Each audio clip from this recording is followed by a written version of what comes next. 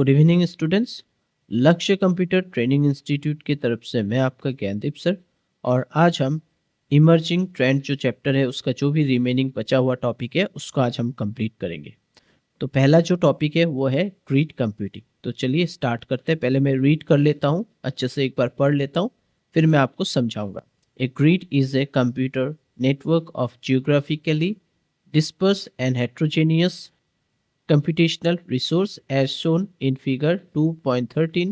Unlike cloud, whose primary focus is to provide services, a grid is more application specified and creates a sense of a virtual supercomputer with an enormous processing power and storage. The constituent resources are called nodes. These different nodes temporarily come together to solve a single large task and to reach a common goal. Nowadays, countless computational nodes ranging from handheld mobile devices to personal computers and workstations are connected to local area network or internet. Therefore, it is economically feasible to reuse or utilize their resources like memory as well as processing power. The grid provides an opportunity to solve computationally intense scientific and research problems without actually procuring a costly hardware. Grid can be of two types: data grid used to manage large and distributed data having the required multi-user access, and CPU or processor grid where processing is moved from one PC to another as needed, or a large task is divided into subtasks and allotted to various nodes for parallel processing. Grid computing is different from IaaS cloud service. In case of IaaS cloud service, there is a service provider whose rents the required infrastructure to the user, whereas in grid computing, multiple computing nodes join together to solve a common computational problem.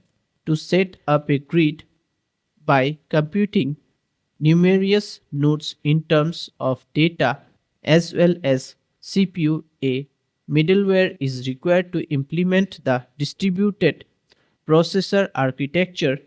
The, the Globus toolkits is one such software toolkits used for building grids, and it is an open source. It includes software for security, resource management, data management and communication, faults detection, etc. तो अब हम जानेंगे grid computing. तो grid computing क्या होता है ये हम जानेंगे। ग्रिड कंप्यूटिंग, तो ग्रिड तो आपको मालूम है कि जालीदार है ना, ग्रिड को हम जाली भी बोल सकते हैं।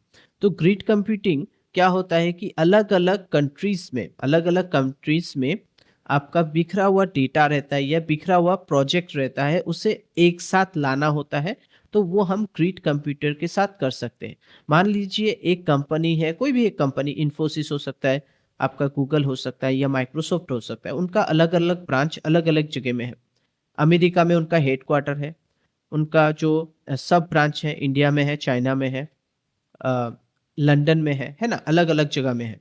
तो ये जो है, इनको मान लीजिए एक प्रोजेक्ट मिला। अब ये जो प्रोजेक्ट है ये डिस्ट्रीब्यूट कर देंगे इस प्रोजेक्ट को। एक बड़ा सा प्रोजेक्ट मिला, अब इस प्रोजेक्ट को वो डिस्ट्रीब्यूट करके, जैसे इंडिया में कुछ एक पार्ट को वहाँ पर डेवलप करने के लिए भेज देंगे, चाइना में थोड़ा सा एक पार्ट वहाँ पर उसे डेवलप करने के लिए भेज देंगे। और ये जो है ये पूरा का पूरा जो एक ग्रिड सिस्टम में काम करेगा। मतलब जब ये प्रोजेक्ट असेंबल हो जाएगा, सबके पास पहुंच जाएगा, हर ब्रांच में पहुंच जाएगा, तो वो उस प्रोजेक्ट के साथ जो कंप्यूटर्स जुड़े रहेंगे जो नोड्स बोलते हैं उन्हें, हम नोड्स बोल सकते हैं, वो नोड्स एक दूसरे के साथ कनेक्ट रहेंगे।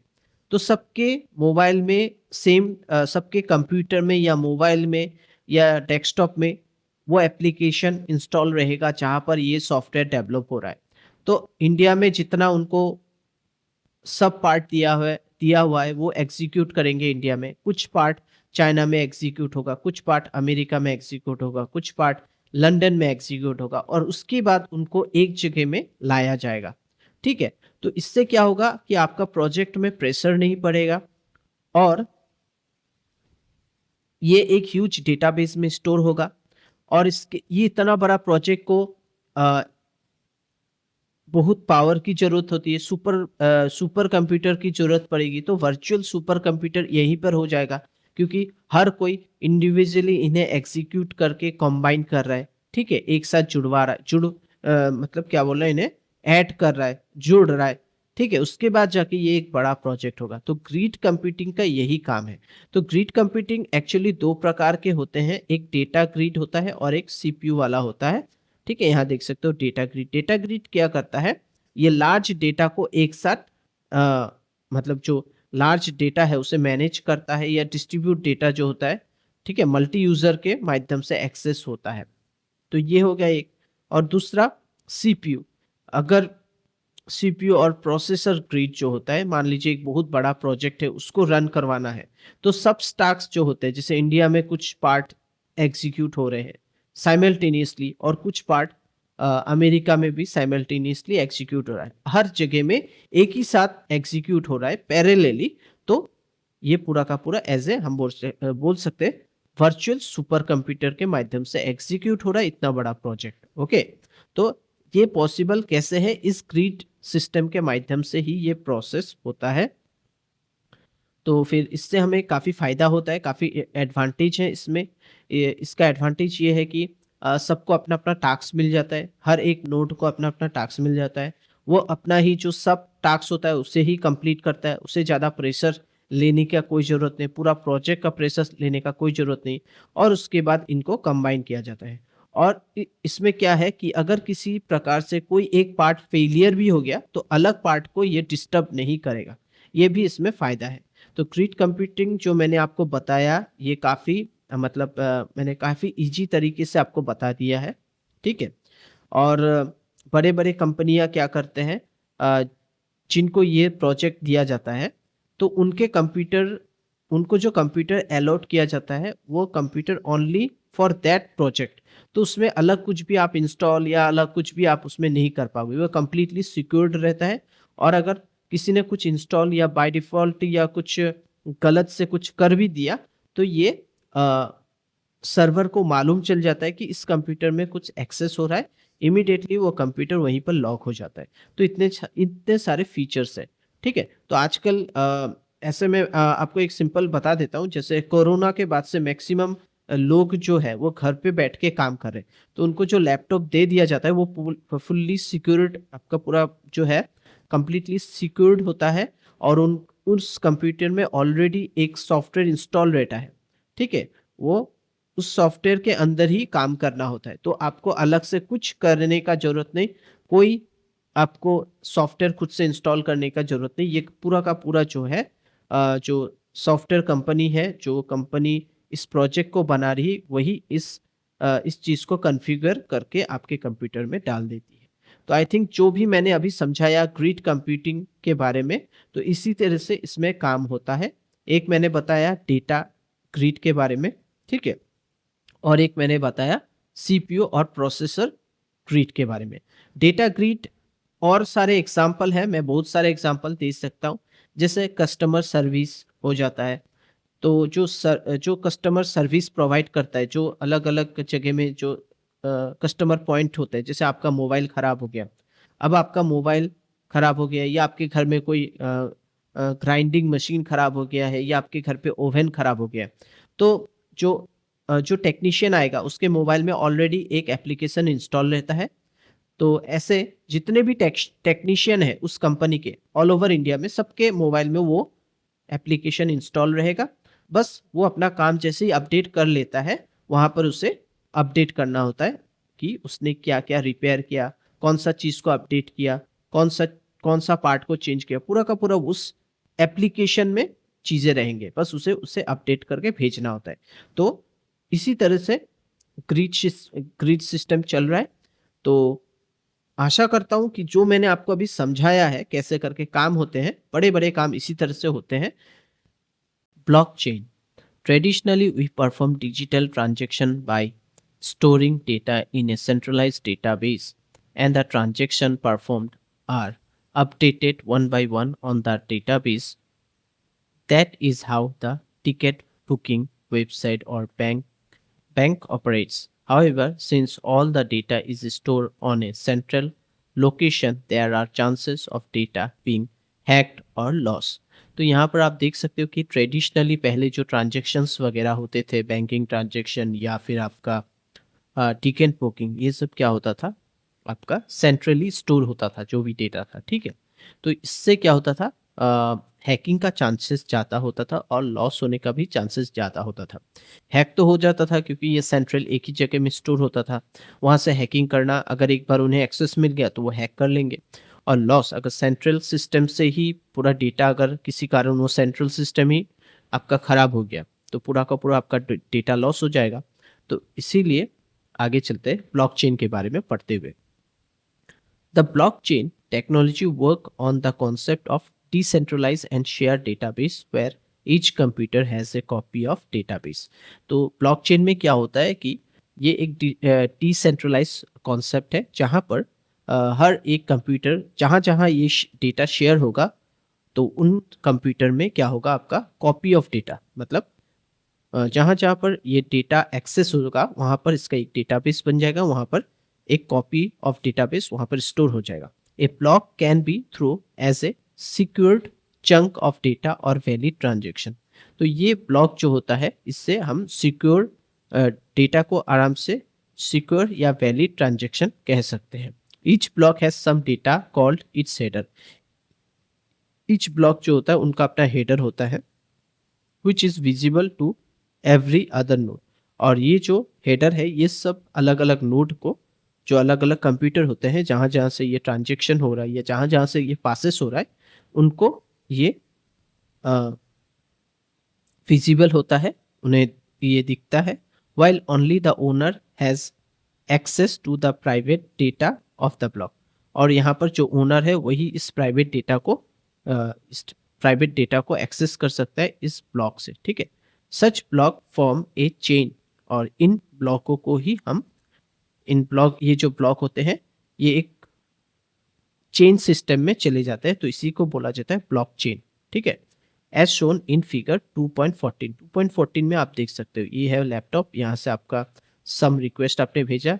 The request is broadcast to all node in the network. तो ये जो नेटवर्क है यहाँ पर पूरा ब्रॉडकास्ट हो गया, मतलब यहाँ पर हर एक नोड में इसका हेडर बन गया है। उसके बाद ये यहाँ पर if verify by all node, जब ये वेरीफाई होगा ऑल नोड के साथ तब जाके ये block get added in the already exist blockchain, existing chain of block. तो इसे एक चेन ऑफ ब्लॉक बोला जाता है। जब वेरीफाई होके आ जाएगा सब हेडर के डेटा जब यहाँ पर आ जाएगा, उसी के बाद ये ट्रांजेक्शन कंप्लीट होगा, ठीक है। We can define blockchain as a system that allow a group of connected computer to maintain a single update and secure ledger। जब ये उस रूट से जब वो पास होगा तो हर एक जो कंप्यूटर है ना, उनको अपडेट देना पड़ेगा, उनके जो लेजर है उनमें अपडेट होना पड़ेगा कि ये डेटा यहाँ से पास होके जा रहा है। तो ये सेंट्रलाइज नहीं है, ये डिसेंट्रलाइज है। हर सबके जितने भी नोड से ये पास होके गया है सबसे एक अपडेट मिलेगा, तब जाके ये अपने डेटा को अपडेट करेगा, अदरवाइज उसे अपडेट नहीं करेगा। तो हैकिंग का तो इसमें सवाल ही नहीं उठता है, ठीक है। ईच कंप्यूटर और node that participates in the blockchain receive a full copy of the database. तो ईच कंप्यूटर और node that participate in the blockchain receive a full copy of database। सबको एक एक फुल कॉपी ऑफ डेटाबेस उन्हें provide किया जाता है, ठीक है। It maintains an append only, ये क्या करता है, उन्हें अपेंड करता है, मतलब प्लस करता है। Open ledger which is update only after all the node within the network authenticate the transaction। तो मैंने ये चीज़ ऑलरेडी बता दिया। तो अपेंड कब होगा या अपडेट कब होगा या जो भी कुछ ऐड होगा इसमें, जब जितने सारे नेटवर्क से ये पास होके आया वहाँ से इसे ऑथेंटिकेट मिलना पड़ेगा, ठीक है, तब जाके ये अपडेट होगा। Safety and security of the transaction are ensured because all the member in the network keep a copy of the blockchain।